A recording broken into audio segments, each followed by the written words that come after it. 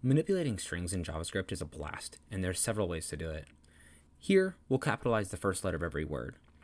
In our first way, let's split the string at every white space. We'll set aside an array to fill up for later.